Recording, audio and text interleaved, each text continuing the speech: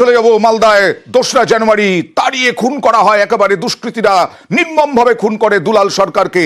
সেই দুলাল সরকার খুনে মূল চক্রী টাউন সভাপতি যিনি বহিষ্কৃত নরেন্দ্রনাথ তিওয়ারি গ্রেফতার হন পরশুদিন। আর আজকে দুলাল খুনে যে অস্ত্র, এ দেখুন রিভলভার নিয়ে চলে যাচ্ছে, সেই অস্ত্র উদ্ধার করলো পুলিশ, অস্ত্র পেল পুলিশ।